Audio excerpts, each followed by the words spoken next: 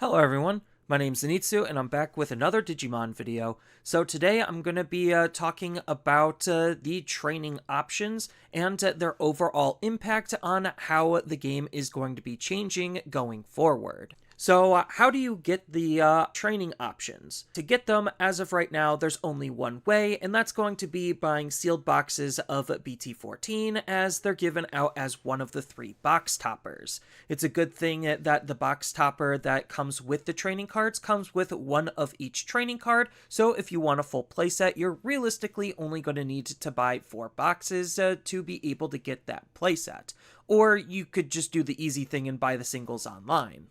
So what exactly are the training options? So training options are very similar in design to the memory boosts. So the memory boost is a 3-costed option that lets you check the top 4 for a specific color Digimon and then put one of them into your hand and then the rest go to the bottom. Then it'll set itself up with the main ability of delay to be able to gain 2 memory at a later turn, with the security ability putting it into the battle area so you still have access at that delay for that extra tempo. So training cards are very similar to these, except they have some slight differences. So the training cards only cost 2 instead of 3, so they're cheaper and more efficient to use. The downside is you're only revealing the top 2 cards of your deck versus the top 4, but the upside to that is the searchability is a lot higher because you could grab any of the designated color card from among them, which increases the amount of potential targets you could hit, with the card similarly having to go into the battle area after you use the option, so that way you could use the delay ability, just like memory boosts. Except this time the delay ability is still giving you that 2 memory back, it's just not actually 2 memory, it's just allowing one of your Digimon to digivolve into a Digimon of the designated color from our hand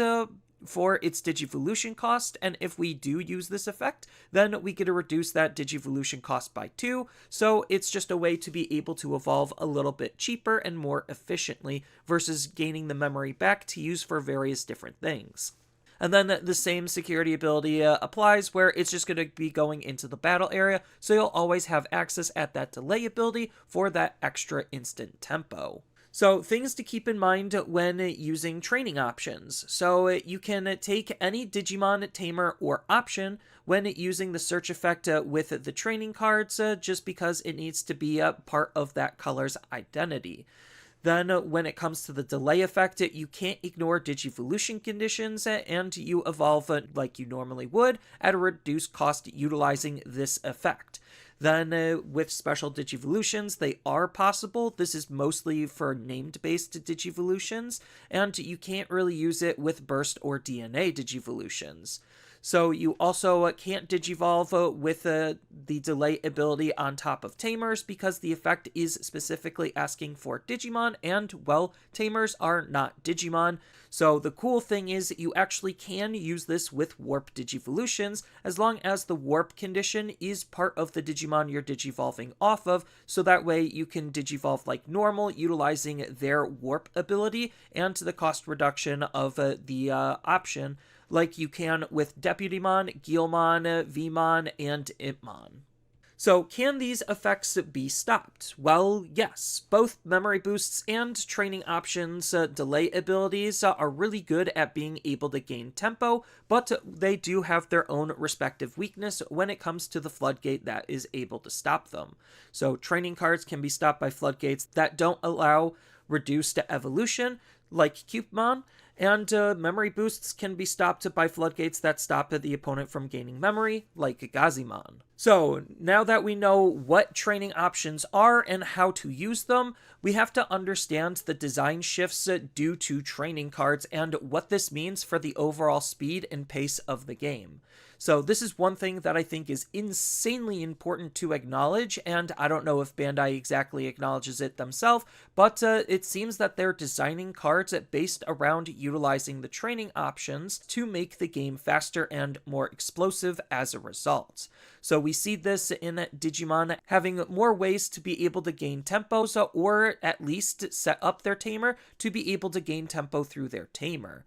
So not all Digimon are like this, and they usually do need a little bit of setup in order to gain full advantage for the tempo that they're trying to offer. But this extra shift in tempo does kind of change the base memory we're expected to play at from 3 to only needing 1. So before, a lot of the plays in the game were designed based around always making sure that you have 3 memory, which is why being at 3 memory was so important, but now that is seeming to be reduced just because of the explosiveness that the training cards are offering, especially with all of the different ways that we have to be able to gain that extra tempo. This is why any deck that can run a training option kind of does so, because there's zero reason for them not to, especially if it's only going to be helping their deck rather than hurting their deck.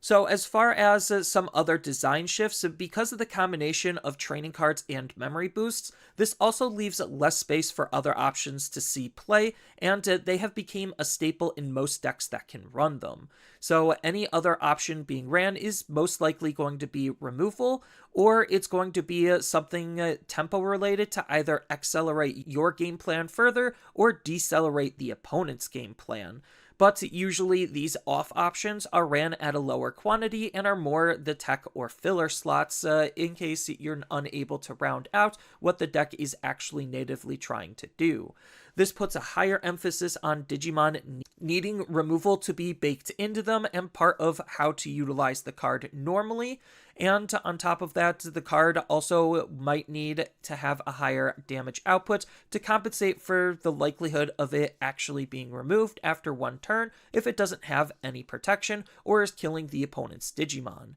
So because of this tempo shift, it is easier for decks to be able to respond to threats and potentially kill the opponent with little to no effort at all when or if they're properly set up, which also sometimes doesn't take a whole lot either, depending on the deck.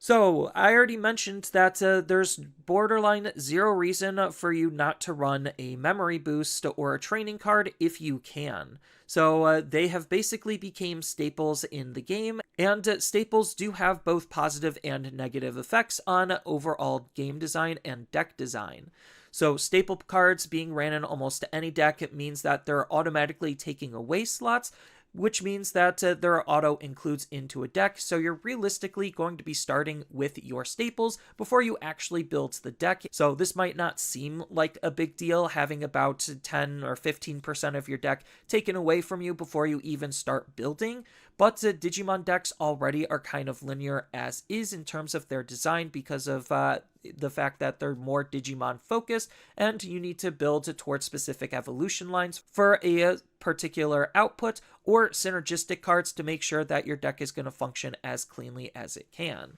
Is this exactly a bad thing? Not really, but the more staples that get added into the game, it can actually become a bigger issue because staples ran in large quantities actually ruin deck creativity. We could look at some other games that have a heavy emphasis on staple cards, like Dragon Ball Super and Yu-Gi-Oh! And if they taught us anything, most of those decks are going to be half staple, then half the package that the deck actually is trying to do, and that reduces the amount of,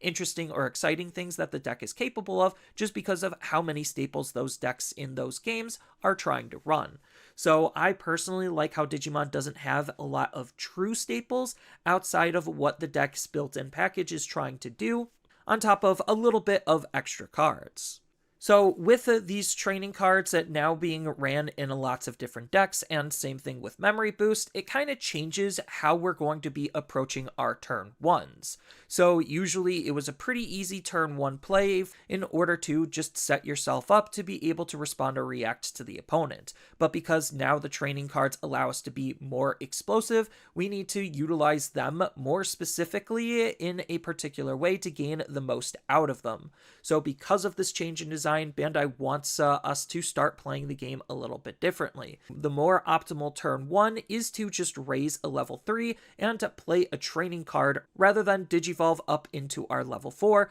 because the big difference between playing a training card and digivolving into our level 4 is, well, our training card allows us to dig deeper, looking for better parts and pieces than the random draw off of digivolving into our level 4. On top of the fact that we still are going to be utilizing that training card to go into that level 4 for free, so as long as we have it, it doesn't necessarily matter. It's still the same memory cost on the turn 1, so as far as your turn 1 going second, you can now use a memory boost or a searcher rookie to be able to dig it through your deck and set yourself up as best as you possibly can for finding particular cards that you're looking for. So this is why 3-drop tamers are also pretty good, just because being at that 2 memory point means that you have different 3-drop cards to be able to try to choke the opponent at 1, even though it doesn't necessarily matter as much, just because of the fact that the training options let you basically go from a rookie to a level 6 in a single turn, depending on what the deck is.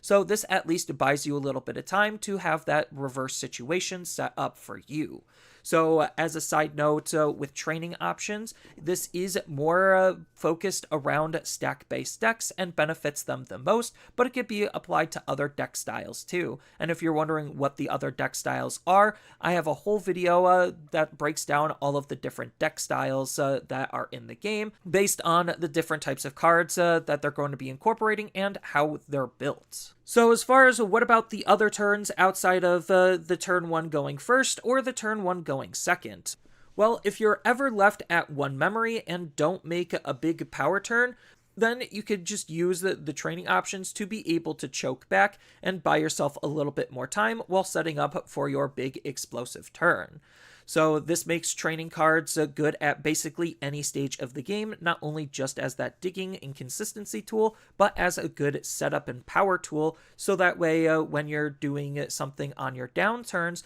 you're still setting up and providing the ability to be able to be proactive and reactive at the same time.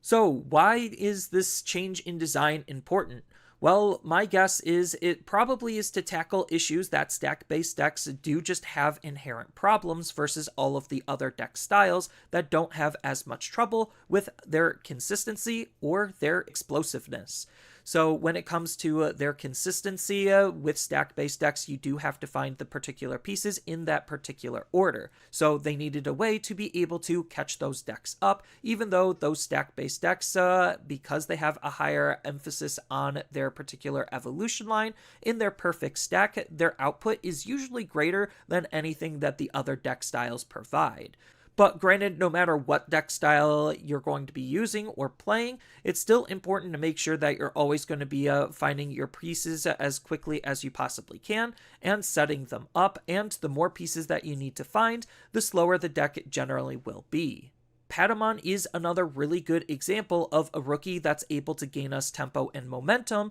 for basically doing nothing, and if we use this in combination with a training card, it allows us to be able to go up from a rookie to a level 6 in a single turn to be able to respond or react to the opponent, or if we're able to gain enough memory or have just enough memory, keep our turn and be able to deal some devastating damage onto the opponent. So with a Patamon and Raising and a training option set up, and if the opponent leaves us at 1 memory, as long as we have all of the other parts and pieces kind of just set up, which we could either have in our starting hand or in Patamon's case, security, then we're basically good to go, just because we could raise out that Patamon, Digivolve into a level 4 out of our security using Patamon's ability for free, then pop the training option, go into our level 5 for effectively 1, and then on top of that we could end off by going into a level 6. This is not accounting for any other effects that could be triggering while we're climbing our stages to make this type of a play more effective, or other option cards that we're going to be using to also further the effectiveness on how fast we can move up our stages. So as a result, this is going to change the speed of the game. So just the existence of these training cards and what they can do on top of all of the other subtle design changes is going to change the game and how we play it forever. So these training cards, along with memory boosts, form a particular search package that most stack-based decks are going to tend to want to play, eating at space for other options and other cards to be playable, but it makes decks way more consistent and more tempo efficient as a result. So this still will put further and heavier emphasis on making sure that your Digimon are going to have as much impact as they possibly can, doing everything that the deck needs, so that way you don't need the options to be able able to do them. So not to mention decks get better and stronger in generally because of them, and this might not be a big issue, but depending on how things develop in the future, it definitely could end up being a problem. Bandai has already had an issue with controlling the speed of their cards before, and have made cards that made the game unhealthily fast for particular decks. So Hidden Potential Discovered, Jet Sylphimon, Argo Level 5, Blossomon, and Mega Digimon Fusion are just a few cards that they'd made that basically shifted the speed and tempo into these cards' favors just because of the sheer efficiency that they're able to play at versus all of the other decks, which is why they either got banned or limited to one. And it still kind of feels like they're just making the same mistakes over and over again, just in different ways. So, do I think that these cards should get banned or limited? Well, as of right now, no. I don't necessarily think that these cards need to get banned or limited. It helps lesser decks be able to catch up to some of the stronger decks, even if it just makes the stronger decks even stronger still, just because they're using these cards too. So, not all decks at this point can or do want to run the training cards, and they're not going to always run them at a full 4 of. It really just depends on what the deck is and the deck style that it's trying to play, on how much they realistically would want if they could run the card at all. So I don't think because of those it's going to warrant an immediate ban or restriction, but I can see an argument later if more cards get made that are going to be abusing these types of cards, or just the shift in Digimon becomes faster, then I can definitely see these being banned or limited at some point, just because Bandai isn't afraid to hit promos, and they're not afraid to be able to hit enablers to some of those degenerate strategies that are making the game faster than what they anticipated. So the big takeaway here is we just need to be aware of how the game is kind of changing in a big way. So knowing all of the different changes that are subtly happening to the game is definitely going to make sure that you're going to better understand the current state of the game and how to approach and play it. And I think that these cards will need to get reprinted down the line if Bandai intends to keep these cards around as an integral game piece. So that's all I really have for this video. As always, feel free to tell me your thoughts down in the comments below, and down in the description below are a couple of different ways you could support me and the channel. So I do have a TCG Player affiliate link, so when you use that link to buy cards off of TCG Player, then some of that money will go to supporting me and the channel. I also do make and sell playmats over on Overcard Gamers on Facebook, so when you buy a playmat with my design, then some of that money will also go to help supporting me and the channel. And on top of all of that, I do have a Twitch account over on twitch.tv/Zenitsu, so giving me a follow and a subscription also helps support me there, and I do play Digimon on top of various other games on that platform as well. So thank you everyone for watching, and as always, don't forget to like, share, and subscribe for more content, and I'll see you in the next video.